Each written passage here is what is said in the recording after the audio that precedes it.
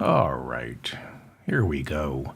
Here we go. On today's show, I'm going to be talking about Donald Trump's Christian right problem and why it's going to hurt him in Iowa, which is only, 50 days away? January 15th. The Christian right has a problem with Donald Trump, and Donald Trump has a problem with the Christian right. Republican candidates cannot win Iowa without the Christian right. Trump has already lost some important endorsements from leading evangelicals in that state, not just because they find him weak on abortion, because they're onto him. They think he lacks morals, not just in his personal life, but his policies are now considered cruel by some leading evangelicals in the state of Iowa. The family separation, border policy, for example, cruel. And Donald Trump is making the mistake of taking the Christian right for granted. In fact, having contempt for the Christian right. According to a new book by Tim Alberta, Donald Trump thinks the Christian right are fools. There's a harder word he uses. I won't repeat it. He thinks the Christian right is ungrateful for not thanking him enough for appointing the 3 judges who overturned Roe. He refuses to commit to a 15-week national abortion ban and has told the evangelicals an abortion ban is not a winning message. But they don't care. That's not what they want to hear. Now, Trump, as we know, destroys every relationship. It was the evangelicals who got Donald Trump elected. But Jerry Falwell Jr. is gone. There's a new Christian right. Trump doesn't like their leaders, and their leaders don't like him, and that spells trouble right here in River City, Iowa. Trouble with a capital T, and that rhymes with, I don't know, something from the Music Man. More on all that a little later on in the show. Thank you for finding me. This is the mop-up for November 27th, 2023. I'm David Feldman. Please like this episode so I remain in your feed. Of course, leave a comment. And don't forget to subscribe to my newsletter and my channel. We're conducting a poll in our live chat room right now. If you're watching us live on YouTube, we're conducting a poll in our live chat room, and I will have the results at the end of the show. It's a simple question. Who do you think is going to win Iowa? Iowa is, 6 weeks away? Who wins Iowa? Trump, DeSantis, Nikki Haley, or the Windsor Bosom? Which one do you think? Who do you think wins Iowa? Will it be Trump? Will it be DeSantis? Will it be Nikki Haley? Or the Windsor Bosom? And I will have the results of this poll at the end of the show. New York Congressman George Santos says he doesn't expect to survive the next vote to expel him from the House of Representatives. Santos endured the previous vote because it requires a 2/3 majority, which his opponents didn't have. But after last week's scathing 50-page ethics report accused him of stealing money from his campaign war chest to purchase, among other things, clothing and treat himself to Botox injections, enough members of the Republican caucus are now saying it's time for him to go. Santos said last week he would not seek re-election. That wasn't good enough. There's going to be a vote. And Friday, he admitted that this time around he expects to lose the vote. He expects to be thrown out of the House of Representatives sometime before the end of this year. The Republican chair of the House Ethics Committee, Michael Guest, spent 9 months investigating Santos and last Thursday introduced the motion to expel him. The vote will be held after the Thanksgiving break, possibly this week. Santos during a Twitter live stream Friday night, accused the ethics chairman of being a pussy and said the other members of the ethics committees are all hypocrites. Then Santos turned his wrath on his Republican colleagues, saying that in the House of Representatives there are, quote, felons galore. Felons galore, if I'm not mistaken, is also one of the clothing stores Santos racked up $15,000 in charges from. Felons galore. That sounds like my stripper name. Felons, please make it rain. Please welcome Felons galore. Santos said members of the House show up to work drunk, cheat on their wives, and that the entire place is just gross. That's what he said. The entire place is just gross. This is shocking. I can't believe House members are drunk. They're cheating on their wives. I just can't believe that. Senator Mitt Romney of Utah, who lost to President Obama in 2012 and has announced his retirement from politics after 2024, said he will probably vote for a Democrat if Donald Trump is nominated. In an interview with CBS, Romney said he would vote for any Republican over Donald Trump, with the possible exception of Vivek Ramaswamy. He said all the other candidates are acceptable to him. Romney added, quote, I'd be happy to vote for a number of Democrats, too. It would be an upgrade from Donald Trump. And then he added, an upgrade from Joe Biden as well. See, that's Romney. Couldn't commit to voting for Biden over Trump, right? But to his credit, in both Trump impeachments, Romney voted twice to convict. Obamacare used to be called Romney Care because it was modeled after a health insurance program Romney initiated as governor of Massachusetts. Probably the only good thing that man ever did in his life, Romney Care. And that's why Obama based his own Affordable Care Act on Romney's Massachusetts plan. Obama figured it would be harder for Republicans to reject because, it was based on Romney's plan, but they rejected it. Even Romney said he was against it. And when he ran for president, he said he would try to repeal it. And that's why Obamacare had to be passed through reconciliation. No Republicans would get on board. Donald Trump, over the weekend, promised that if he's reelected, he would get rid of Obamacare, like he did, the first 4 years. He offered no idea of what he would replace Obamacare with other than, quote, something better. That's what he said throughout his presidency. We're going to replace Obamacare with something better.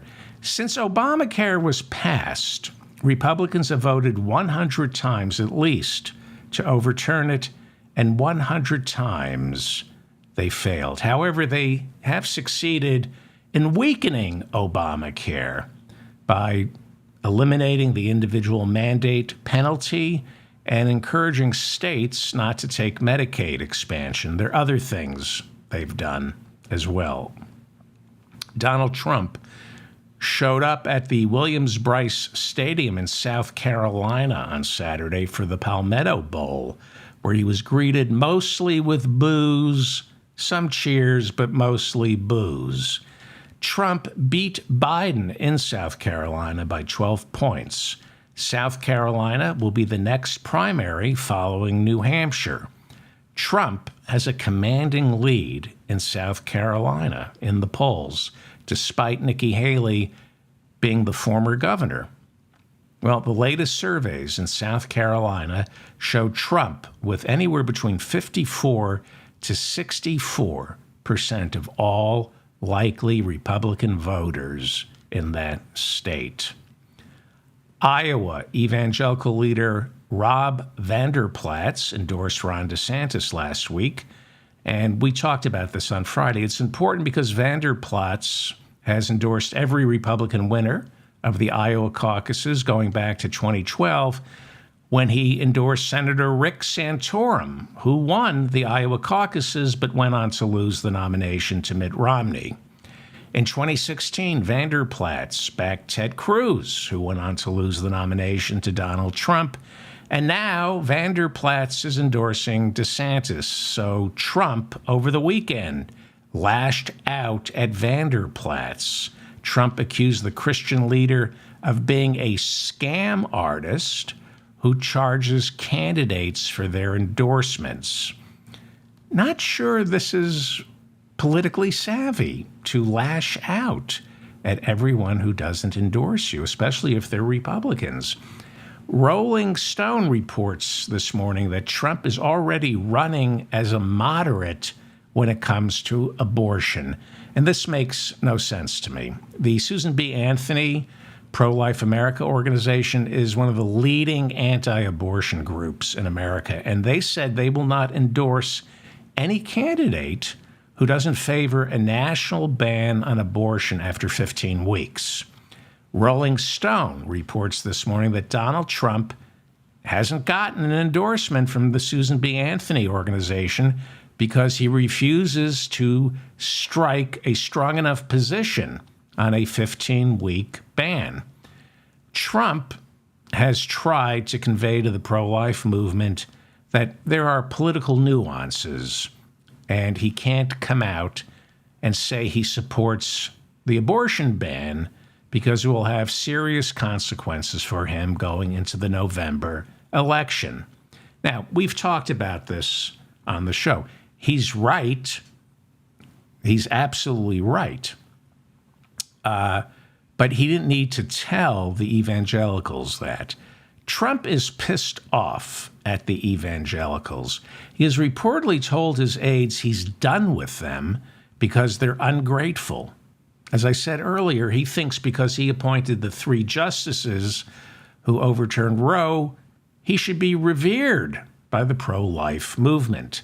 And he complains it's never enough for them. He is reportedly upset that the evangelicals don't want to leave it up to the states. He thinks a national abortion ban is a bad idea, not just politically, just a bad idea.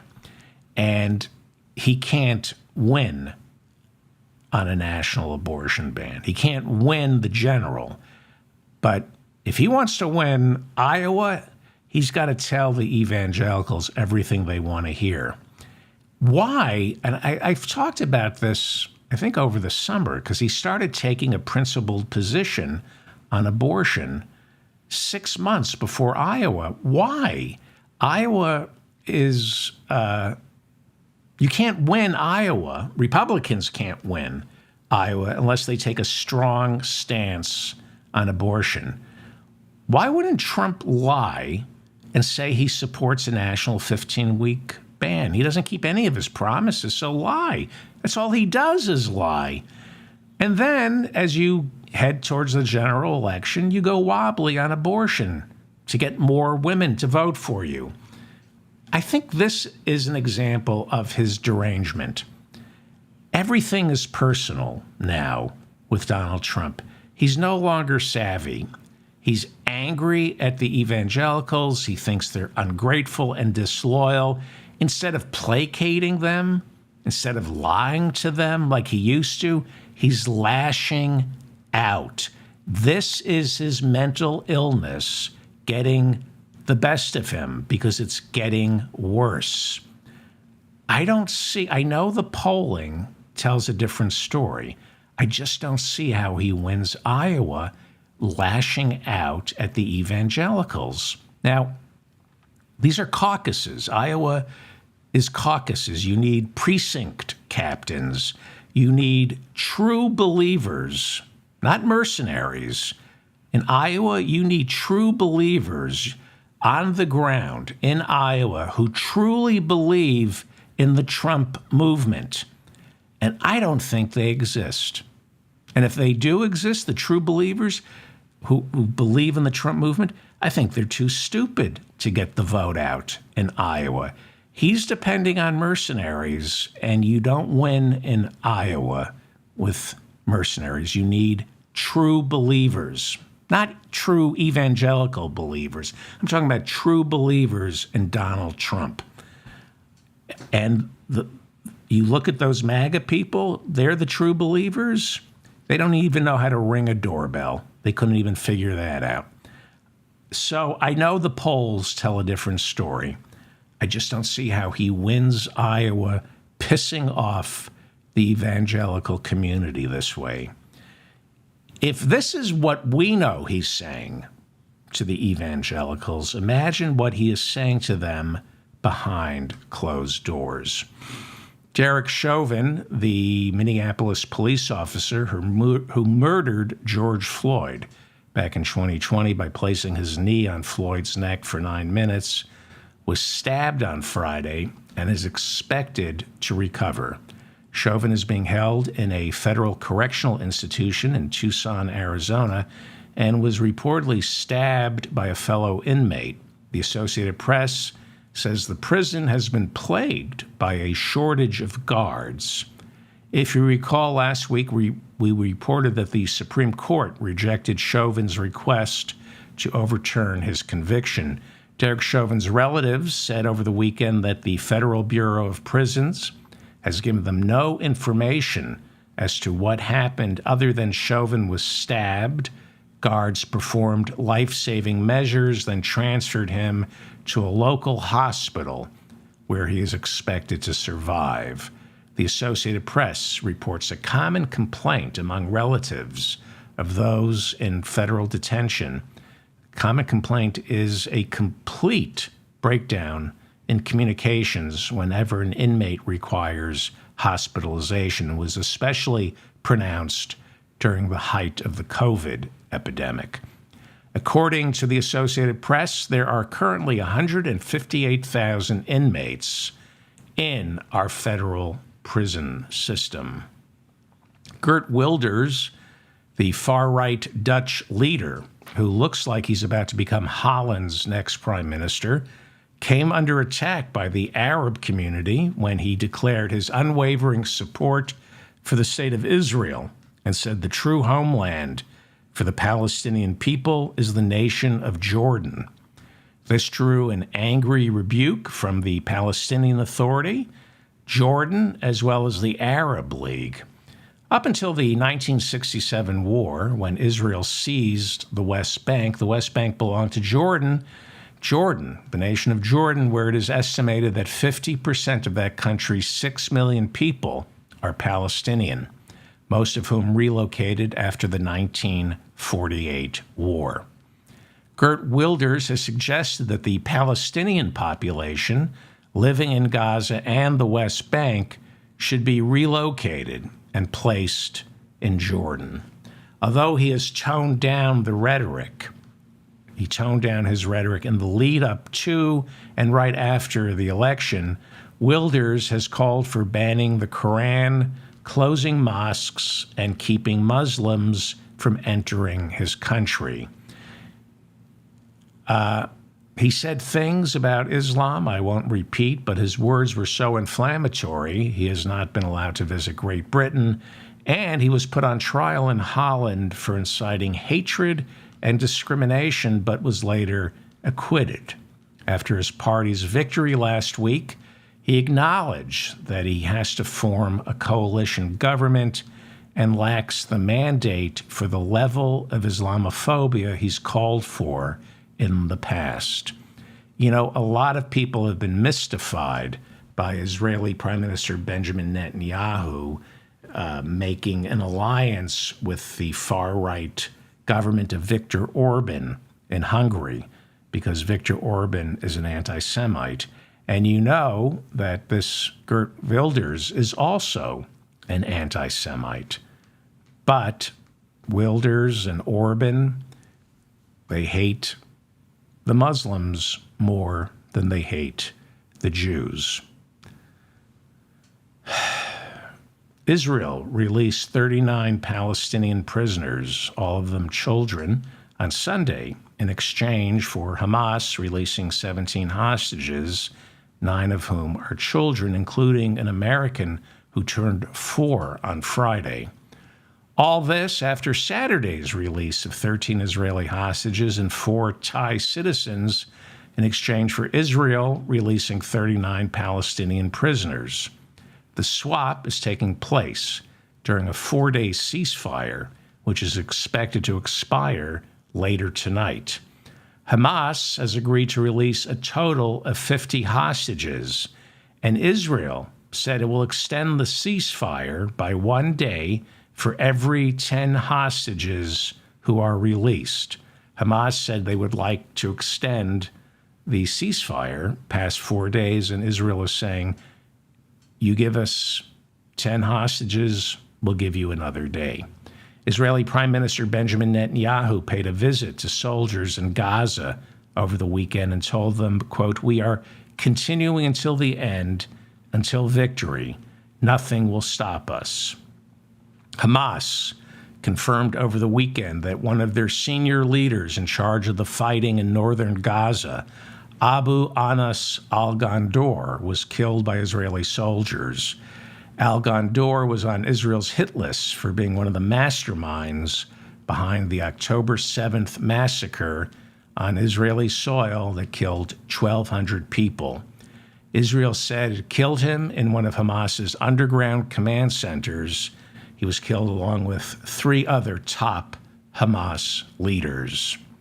In Burlington, Vermont, 3 Palestinian students, 2 wearing scarves that denote solidarity with Palestinian liberation, were shot as the suspect reportedly fled on foot. One of the victims sustained serious injuries. The students were visiting friends and are studying at Brown, Haverford, and Trinity College. The FBI has now launched an investigation.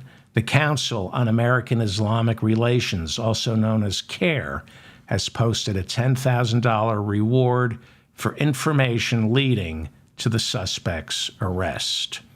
Appearing on CNN Sunday, former New Jersey Governor Chris Christie blamed America's surge in Islamophobia and anti-Semitism on Donald Trump, who, says Christie, has given license to bigots to express how they truly feel. Donald Trump says he's worth $2.6 billion. At least that's what Forbes has him pegged at. But he also reportedly has at least $200 million in outstanding loans that we know of. See, nobody knows anything about his finances for certain. All we've learned from the New York State fraud trial is that Donald Trump lies about what his real estate portfolio is worth. He inflates the number, says Mar-a-Lago is worth $500 million, even though when it comes time to pay his taxes on Mar-a-Lago, he admits it's only worth $20 million. We have no idea how much Donald Trump has borrowed against these properties. We also have no idea who else he owes money to. We learned during Ivanka's testimony in the fraud trial that in order to secure loans from Deutsche Bank, before becoming president, Donald Trump used the assets of his 3 adult children as collateral. In other words, he told Deutsche Bank, if I default on these loans, you are free to seize the homes and the assets of my own children. The Daily Mail is now reporting that in the past 2 years, all 3 of Donald Trump's adult children officially relocated to Florida, and in so doing took out a combined $22 million in mortgages to purchase their homes. Ivanka and Jared, seen here with their children. Wait a second. What do we do here? That's their children? Oh, they blocked out. We can't show their children, so we replaced their children's faces with Roy Cohn, Stephen Miller, and on the left, I believe that's Melania Trump before hair and makeup. Yeah, you can't, it's not right to show the kids. So, anyway,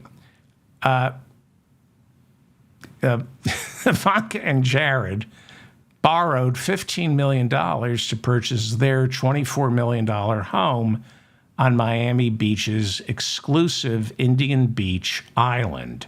It's a 15-year mortgage at 3%, and they have a monthly nut of $111,000. They have to pay $111,000 on that loan every month. Weird, right? Don Jr. and his fiancée, Kimberly Gargoyle, borrowed roughly $5 million to purchase a $10 million home in Jupiter, Florida. It's a 30-year mortgage. The first 20 years are locked in at 3.25%, and the final 10 years adjust to whatever the Fed rates are at the time. Their monthly nut is $29,500, not including property tax. Do you find this odd? I find it odd. Eric Trump and his wife purchased a $3.2 million home on Donald Trump's golf course.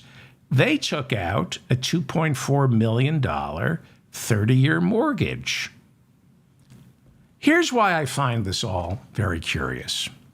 The Trump Organization is going to appeal the ruling. We know this, but Judge Arthur Engoron in the New York State fraud trial has already ordered the Trump Organization to be dissolved. He's banned this family from doing business in the state of New York for at least 5 years, maybe longer.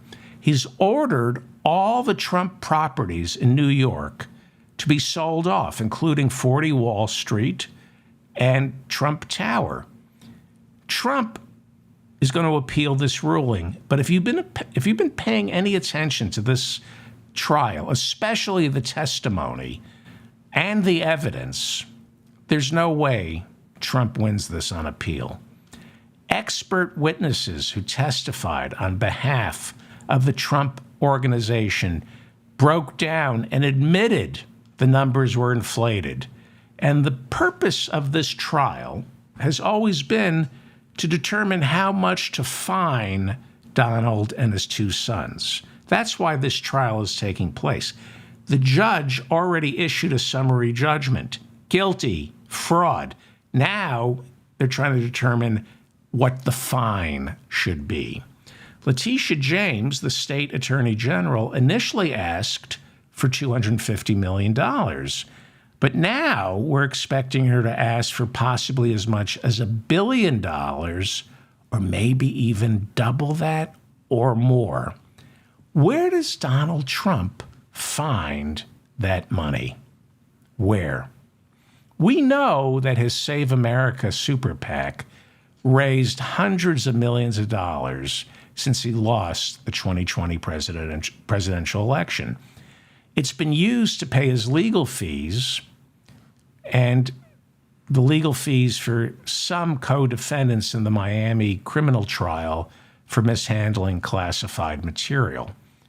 But nobody in the Georgia RICO trial is getting their legal fees paid for with that money. He raised hundreds and hundreds of millions of dollars since the 2020 election. Where did it go? Where did it go? The Iowa caucuses are about, 50, 49, 48 days away, January 15th. Here's what we're looking at. If for some reason Donald Trump is no longer the presumptive nominee, okay? If Trump, let's say after New Hampshire, no longer looks like he's the nominee, they are going to destroy him. Our criminal justice system, they're going to take off the gloves and take him to a black site in Syria and destroy Donald Trump. Jack Smith, the special counsel, okay? Now, remember, this is the scenario. Trump is not the presumptive Republican nominee. Jack Smith, the special counsel, is going to start a new investigation into the Save America PAC to find out what happened to all that money. One of the reasons he hasn't done it quite yet is it makes makes the White House look bad to investigate the funding of an opponent of Biden's. But we know, or let's say we have every reason to suspect, this is wire fraud, okay? Now, these gag orders that are frozen and being argued right now, if Trump is no longer the presumptive nominee, these gag orders will no longer be subject to debate. Trump's gag order in the D.C. trial and the New York trial are frozen, and they're in the appeals process. Both arguments over the two gag orders center around the right to freedom of speech for a presidential candidate. Tanya Chutkan, the presiding judge in the D.C. trial, has said publicly that if Trump weren't running for president, with what he's been saying, he'd be, quote, taken off the streets. In other words, locked up. Now, but she's saying you can't because he's a presidential candidate. If Trump loses in New Hampshire, South Carolina, he's going to immediately go after the GOP and say it's fixed against him, and then he does a third-party run immediately. He has to. He has to remain a presidential candidate because it helps him politicize these criminal trials. He's got to politicize these criminal trials. He's got 4 next year. He's got to make it look like Biden, the Biden Justice Department, is trying to lock up Biden's opponent. But we have a 2-party system here in America. And if Trump's a third-party candidate, which he will become the second he loses maybe New Hampshire, the courts and the Justice Department will be fearless in terms of how hard they come down on him, because he's made a lot of enemies. And the people in our criminal justice system, they take this very seriously. Trump made a lot of enemies in our criminal justice system. And once he can no longer hide under the cloak of being a presidential candidate or a Republican nominee, they are going to come after him with everything they've got. Trump's gag order, imposed by Judge Arthur Engoron in the New York State fraud trial, has been temporarily frozen as it goes through the appeals process. Before it was frozen, Judge Engoron fined Trump on 2 separate occasions for violating the gag order when the former president publicly denounced the judge and the judge's clerk. Now, in court filings to reinstate that gag order, officers for the court representing Judge Engoron say that the judge and his clerk have received hundreds of death threats since the trial began.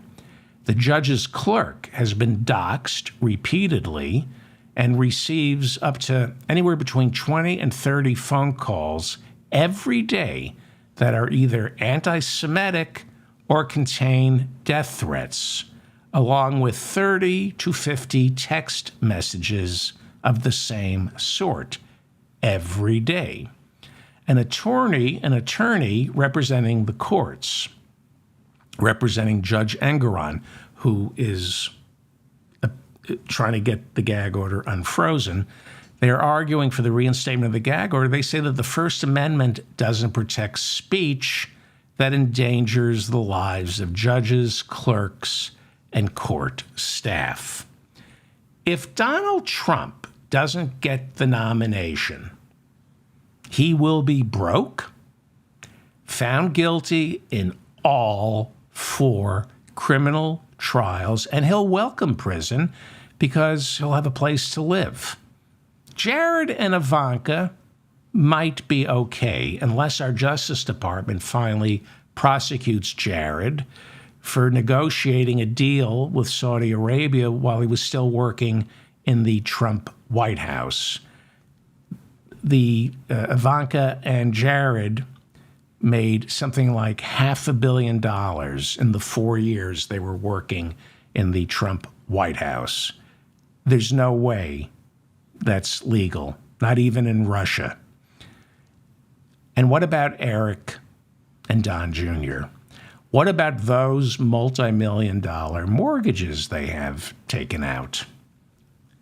Well, I have a feeling they'll be selling those houses to pay their legal fees. Once Trump is out of the picture politically, this is going to get very, very ugly for him and his family. And Trump knows that, which is why he's desperate. He has to win the nomination. It is not going to be a pretty 2020. It is not going to be pretty. It is going to be very, very, very ugly. Texas Congressman Chip Roy is one of two members of the hard right Freedom Caucus who certified the election for Joe Biden right after the January 6th insurrection. Says a lot about Chip Roy. He refused to certify. He refused to not certify after January 6th. And he's a member of the Freedom Caucus. The other member of the Freedom Caucus was Colorado Congressman Ken Buck. He also certified for Biden.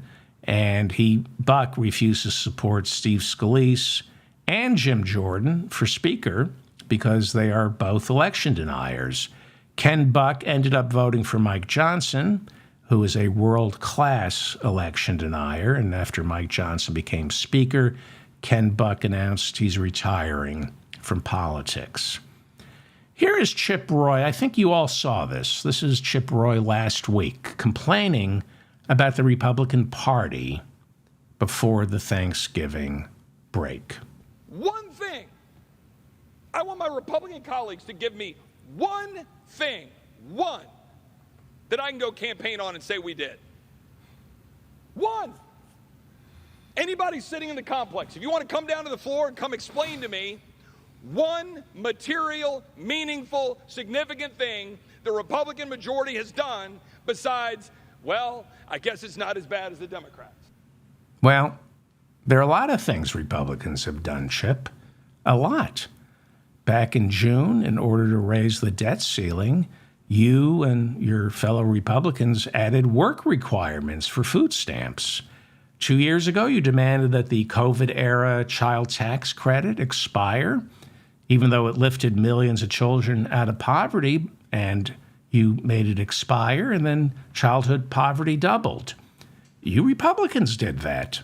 I can name a lot of things you guys have done. You demanded that Joe Biden not forgive any student loans. You made sure that the minimum wage was kept out of the president's bipartisan infrastructure bill. You're being way too hard on your party, Chip Roy. You did a lot, just nothing you can run on. But you did precisely what you came to Washington for: slash the budget on the backs of the poor while not touching the Trump-era tax cuts for the rich, and that added $8 trillion to our national debt. You added $8 trillion to our national debt. Why do you say that you haven't accomplished anything? Chip Roy, over the weekend, announced he was endorsing Ron DeSantis for president. Okay, I'll ask you the same question you asked of your fellow Republicans. Name one thing Ron DeSantis has accomplished. Name one, Chip Roy. Well, DeSantis has been fighting a culture war. He's done nothing for the people of Florida, but he's done plenty against them. And that's a record Republicans can actually run on. In fact, it's the only record Republicans can run on because they do not make life better for ordinary Americans. Republicans make life a lot worse. But through the culture wars, Republicans make life much, much, much worse for the groups they target. And that appeals to low information voters who aren't being targeted and who are trained to believe government is punitive. So if the government is punishing someone else worse than it's punishing me, then I like this government because it's working for me, because it's punishing gay people, blacks, and women much worse than it's punishing me. The Human Rights Campaign, they're the largest LGBTQ plus lobbying group in America, and the NAACP have both issued traveler advisories for Florida, thanks to Ron DeSantis. Both groups this year said because of Ron DeSantis, Florida isn't safe for the gay community or for people of color. That is all Ron DeSantis has accomplished. And that's all the Republican Party can accomplish. Keep the tax cuts for the rich, deregulate the agencies for the rich and for the corporations, gut our social safety net and our schools, make things worse for everybody, but try to get reelected by making things a lot worse for people of color, the LGBTQ community, women's reproductive health, the marginalized, and the unlucky. The Guardian is reporting that the town of Murfreesboro, Tennessee, outlawed homosexuality for 5 months this year. According to reporting done by Aaron Reed, the town's local ordinance barred indecent behavior, sexual conduct, and homosexuality. After a challenge from the ACLU earlier this month, the town was ordered to remove homosexuality from the ordinance. But Murfreesboro, Tennessee, has used this new ordinance to start banning gay-themed books from their libraries. The Guardian reports this year the Republican governor of Tennessee, Bill Lee, signed into law a bill that makes it a crime to distribute quote-unquote obscene books to schools and children. Because the guidelines of this law are ambiguous, several local libraries in the state of Tennessee have used this as an opportunity to ban gay-themed books. In Murfreesboro, Tennessee, for example, they've instituted a tiered library card where all nonfiction will be in the adults-only section, meaning anyone under the age of 18 can't gain access to these books.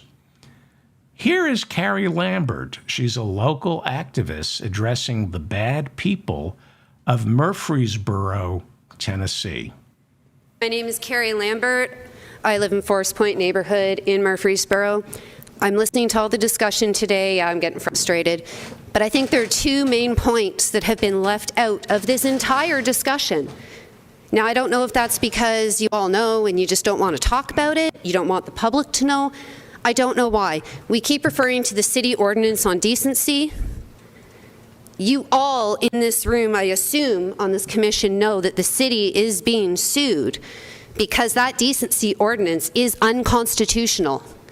So why are we modeling more ordinances or resolutions or whatever you want to call them on something we're already wasting taxpayer money on fighting in court when we look at the case law and see that whenever you use the term obscene, that you can't define that. Nobody can define that. They use the Miller test, and that includes and causes harm. So please stop modeling things on unconstitutional ordinances that we're going to get sued over. Why are we doing that? Secondly, you're talking about exposing children to information. Oh no. I listened I'm sorry, I'm in the back. I couldn't see which one of you was speaking. And you're talking about growing up and going to the library and how you're into history. Do you know now that if you're under 18, you can't access history books? Nonfiction and reference material are in the adult section. That means you can't send your kid to the library after school and tell them, go, you're 16, go study for the SAT. They don't have that option with this graduated library card nonsense. Please, think about what you're doing. Think about the Constitution. Federal law trumps state and local law. When, in the history of the world, have the people banning books been the good guys? When? I feel like I'm living in the Twilight Zone listening to all of this and nobody's bringing up anything important.